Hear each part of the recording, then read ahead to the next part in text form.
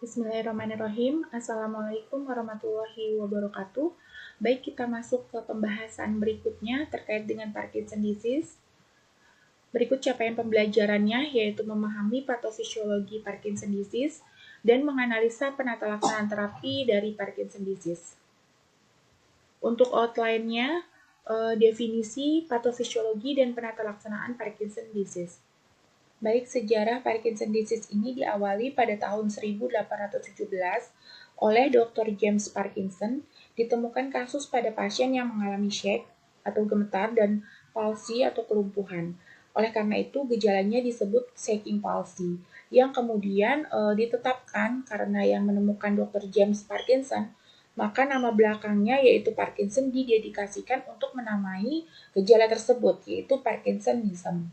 Nah, gejala penyakit tersebut tidak hanya mempengaruhi saraf kronis saja, tetapi juga mempengaruhi secara progresif, ditandai dengan gemetar, gemetar, kekakuan, kemudian bradykinensia. Bradykinensia ini kelambatan dalam bergerak, kemudian instabilitas postural, jadi bisa tiba-tiba jatuh gitu ya pasiennya. Kemudian ekspresi wajah kosong dan saliva berlebihan. Nah, untuk mengetahui apakah pasien tersebut menderita Parkinson disease atau tidak, itu dapat didiagnosa melalui CT scan atau MRI. Ini ya ciri-ciri atau simptomnya. Jadi bradykinensia atau slowness of movement, jadi kelambatan dalam bergerak, kemudian tremor ya, gemetar, speech change, jadi kekakuan atau dia itu kelambatan dalam berbicara. Kemudian flatulence, jadi dia ada juga instabilitas posturalnya, dan loss of smell, dia juga kadang-kadang kehilangan indera penciumannya, ataupun ekspresi wajah yang kosong. Ya, baik, ini adalah patofisiologi dari Parkinson disease. Jadi pada dasarnya Parkinson disease ini adalah terjadinya ya hilangnya saraf dopaminergik di substantia nigra. Ya, hilangnya saraf dopaminergik di substansia nigra ini mengakibatkan adanya degenerasi nukleus. Nah, degenerasi nukleus ini mengakibatkan nukleusnya mengalami kerusakan. Ada beberapa pendekatan, yaitu salah satunya adalah perubahan keseimbangan saraf dopaminergik dan saraf kolinergik. Sebagaimana kita tahu, dopamin ini merupakan neurotransmitter yang menstimulasi neuron motorik di mana sel-sel tersebut dapat mengontrol otot. Jadi, di sini substansia nigranya seperti ini ya. Nah, ini ya, seharusnya dia seperti ini. Jadi, nukleusnya dia masih aktif gitu ya. Tapi karena dopaminnya berkurang, maka nukleus ini mengalami kerusakan sehingga di sini mengalami penurunan dopaminergiknya. Ya, seperti itu ya. Nah, tadi dopamin ini kan mengontrol otot. Jadi kalau misalnya dopamin ini turun atau habis kadarnya gitu ya di dalam saraf, maka saraf motorik tidak dapat mengontrol otot dengan baik. Sehingga gerakan dan koordinasi di dalam tubuh juga akan menurun. Oleh karena itu tadi gejalanya itu ada gemetar, kemudian bradykinensia, kemudian juga dia ada kelumpuhan ya, kemampuan berbicara yang menurun, dan juga dia instabilitas dari postural. Nah, pada pasien Parkinson disease ini, kehilangan 80% dari sel penghasil dopamin ini akan secara bertahap ya pada saat gejala Parkinson itu muncul. Nah, substansia nigra dan locus coeruleus ini ya locus coeruleusnya dan substansia nigranya ini dia mengalami penurunan pada manusia normal sebenarnya 5% per dekade.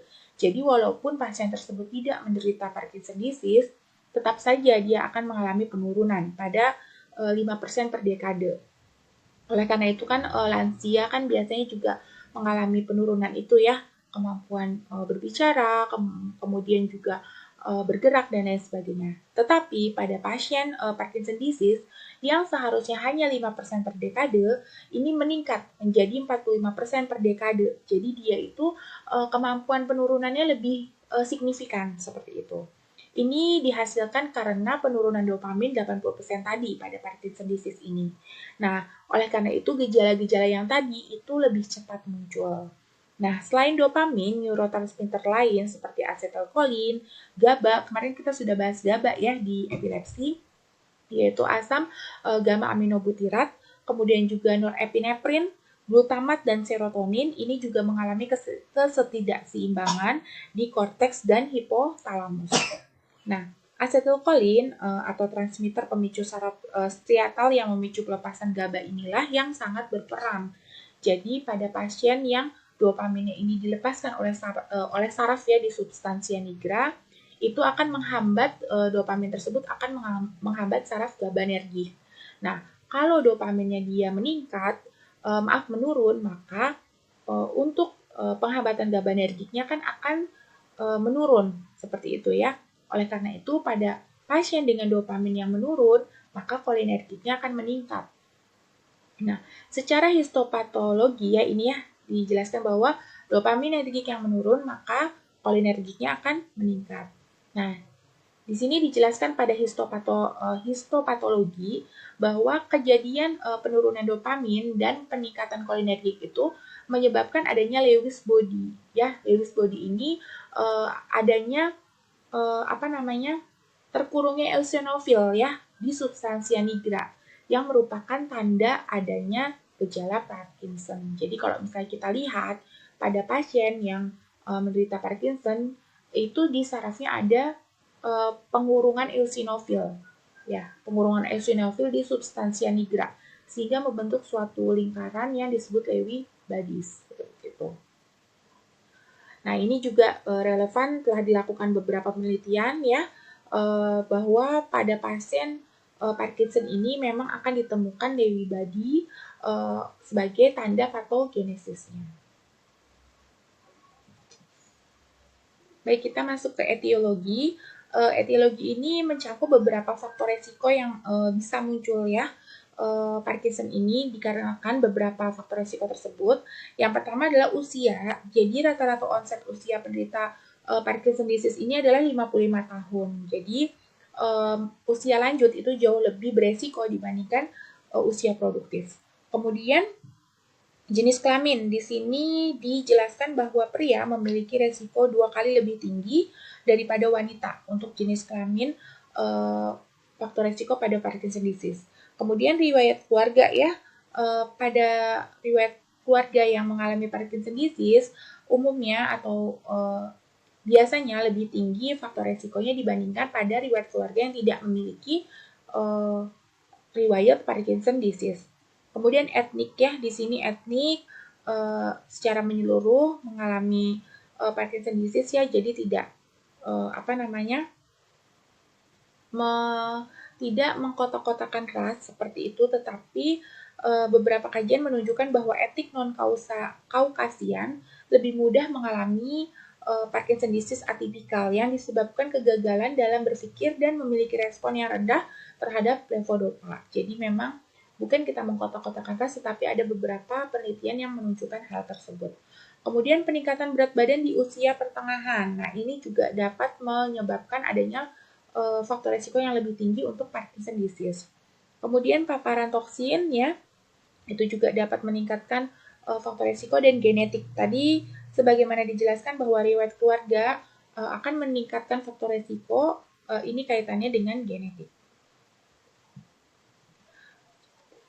Kemudian tanda dan gejala, di sini ada hipokinensia, kemudian bradykinensia, kekakuan, dan tremor. Untuk hipokinensia ini merupakan kekurangan gerakan, jadi berkurangnya gerakan gitu ya, jadi pasiennya itu lebih cenderung diam.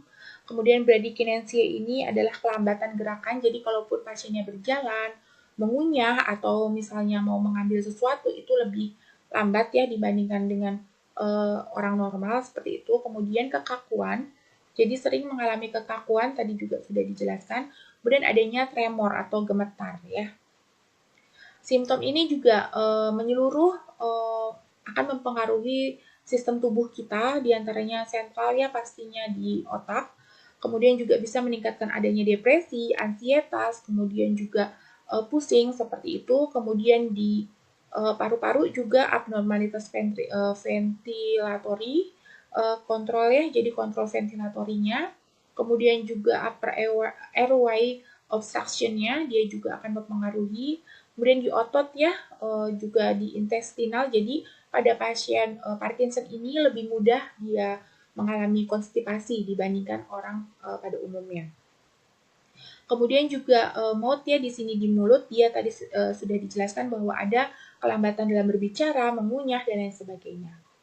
Nah, ini adalah tanda motoriknya. Yang pertama tremor ya atau bergetar, kemudian rigidity, di sini adanya kekakuan, bradykinesia tadi kelambatan dalam bergerak, kestabilan postural, kesulitan berjalan, dan vokal symptom. Jadi beberapa tanda motorik yang akan muncul. Tanda-tanda non-motorik di sini yang akan muncul biasanya adalah gangguan dalam indera penciuman, kemudian juga gangguan tidur. Jadi pasien ini akan berubah ritme sirkadiannya dikarenakan memang selain dia lanjut usia, juga dikarenakan Parkinson disease-nya ini. Jadi tidurnya akan lebih sedikit dan cepat gitu ya. Kemudian depresi, ansietas, kelelahan karena tadi mempengaruhi otot juga. Kemudian gangguan kognitif, intelijensia, memori, dan lain sebagainya. Kemudian kehilangan berat badan, ya, karena memang tadi juga ada kaitannya dengan konstipasi, jadi intestinal itu berasa kayak penuh gitu ya, karena konstipasi tersebut, jadi makan juga akan kesulitan. Oh iya, tadi gangguan kognitif ini juga akan mempengaruhi memori ya, tadi saya sebutkan. Sehingga pada pasien Parkinson disease ini juga biasanya dia akan berkolaborasi atau komplikasi dengan demensia. Kemudian gangguan gastrointestinal yang tadi saya sampaikan, konstipasi, kemudian sakit kepala ini ya, sakit kepala ringan, gangguan sistem urin ya, inkontinensia urin, kemudian gangguan seksual, berkeringat, dan melanoma. Melanoma ini gangguan pada hormon di kulit. Tata laksana terapinya, untuk tujuan terapinya yang pertama adalah meningkatkan kemampuan motorik dan non-motorik tadi. Gunanya untuk apa? Untuk peningkatan kualitas hidupnya atau quality of life-nya. Jadi pasien tersebut dapat hidup secara mandiri gitu ya. Kemudian sasaran terapinya tadi karena asetilkolinergiknya yang meningkat dan dopaminnya menurun, maka sasaran terapi kita balik ya, kita putar. Jadi kita ingin dopaminergiknya meningkat sehingga seimbang dan asetilkolinergiknya menurun. Berikut saya ambil dari Dipiro ya, yang edisi ke-9. Di sini nanti mungkin kalian bisa cocokkan dengan edisi yang ke-11 ya, karena yang terbaru itu mungkin bisa dilihat bahwa pada pasien diagnosa Parkinson disease, di sini kita lihat apakah sudah terpapar untuk non-farmakologi berupa edukasi, kemudian exercise, nutrisi, dan psikososial support. Jadi nanti untuk pasien yang Parkinson disease, kita sangat butuh untuk support dari psikososialnya. Entah itu keluarga, lingkungannya, ataupun misalnya lingkungan kerjanya, seperti itu. Kemudian untuk farmakologi, di sini kita lihat beberapa hal terkait dengan usia. Untuk di bawah usia 65 tahun, kita akan pakai adalah antikolinergik atau amantadin terlebih dahulu. Itu untuk tremornya. Kemudian untuk bradykinesia atau rigiditasnya, kita bisa pakai amantadin, dopamin agonis, atau carbidopa, atau yang biasa juga kita pakai adalah levodopa. Sedangkan untuk usia di atas 65 tahun, kita akan menggunakan lebih ke amantadin untuk tremornya, dan bradykinesianya dia akan menggunakan amantadin, dopamin agonis, carbidopa, dan levodopa. Jadi sama yang untuk ini. Yang membedakan adalah yang untuk tremornya saja. Ya, setelah itu kita lihat manajemen terapi tersebut apakah berhasil atau tidak. Seperti itu ya, simptomnya itu terkontrol atau tidak. Jika terkontrol berarti melanjutkan terapi, jika tidak dapat dilakukan pembedahan untuk pasien ini secara non-farmakologi. Berikut terapi non-farmakologi, yang pertama adalah edukasi. Jadi kita harus memastikan bahwa pasien tersebut teredukasi dengan baik terkait dengan Parkinson disease ini, sehingga pasien dapat meningkatkan kualitas hidupnya, gitu ya. Kemudian terapi fisik atau fisioterapi juga bisa disertai dengan exercise atau olahraga. Kemudian pemberian nutrisi yang baik. Nah, jika terapi farmakologi sudah tidak bisa memungkinkan, maka bisa dilakukan dengan pembedahan. Nah, kemudian untuk terapi suportif lainnya adalah antioksidan, karena tadi kita meninjau ya untuk patofisiologinya adalah kerusakan neuron diakibatkan penurunan dopamin, sehingga antioksidan di sini berperan untuk mendegenerasikan sel-sel yang rusak tersebut ya. Salah satu antioksidan yang dapat menembus sawar darah otak ya, dalam hal ini larut lemak, yaitu vitamin E atau tokoferol yang bersifat neuroprotektif. Baik, terapi farmakologi yang pertama adalah levodopa. Di sini merupakan terapi simptomatik yang digunakan pada pasien Parkinson disease lebih dari 30 tahun. Levodopa ini merupakan prekursor dopamin yang dapat melewati sawar darah otak ya, dan dapat diambil oleh saraf dopaminergik di substansia nigra untuk diubah jadi dopamin. Nah, ini perlu bantuan dari dopa dekarboksilase, jadi suatu enzim ya. Nah, untuk mengurangi metabolisme dari levodopa di perifer ini sehingga tidak menimbulkan hal yang tidak diinginkan, umumnya levodopa ini akan dikombinasi dengan kardiodopa dan benzerazid. Levodopa ini merupakan obat dengan kecepatan absorpsi yang sangat tergantung dari kecepatan pengosongan lambung. Jadi pada pasien biasanya pengguna levodopa ini cepat mengalami pemecahan di lambung, kemudian dirusak oleh flora usus dan lambat di bagian distal duodenum. Oleh karena itu perlu dilakukan kombinasi ya dengan kardiodopa atau benzerazid. Nah, karbiodopa dan benzerazid ini merupakan inhibitor dopa karboksilase tadi yang terletak di perifer yang berfungsi untuk mencegah pembentukan dopamin di luar otak. Jadi dopamin yang di luar otak itu bersifat emetogenik dan tidak diharapkan keberadaannya. Nah, oleh karena itu kita harus cegah sehingga dia dihasilkan hanya di dalam otak. Kemudian ada agonis dopamin yang bekerja secara langsung mengaktifasi reseptor dopamin yang berada di striatal secara tidak selektif. Jadi dia menstimulasi pembentukan dopamin secara menyeluruh seperti itu ya. Ini ada beberapa obat ya, turunan ergot, bromokriptin, karbegolin, lisurit, dan pergolid ya. Kemudian juga ada inhibitor MAOB. Di sini contohnya Selegilia. Nah, obat inhibitor MAOB ini bekerja menghambat metabolisme dopamin sehingga meningkatkan kadar dopamin di striatum.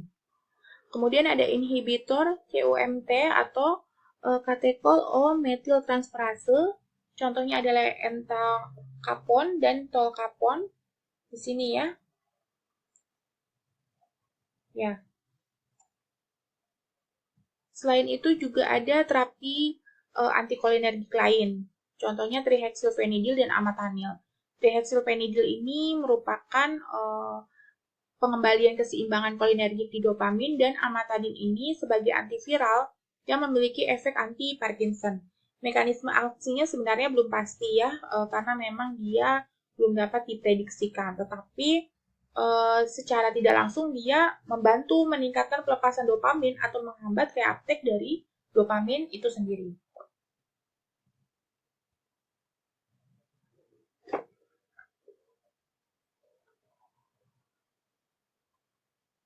Baik, untuk evaluasi terapi, yang pertama adalah kepatuhan pengobatan atau adherence, kemudian memantau gejala efek samping yang timbul, dan timbulnya gangguan perilaku jika obat tiba-tiba dihentikan, atau biasa kita sebut adalah withdrawal syndrome. Mungkin itu dari saya untuk Parkinson disease, kurangnya saya mohon maaf. Wabillahi taufiq wa hidayah. Wassalamualaikum warahmatullahi wabarakatuh.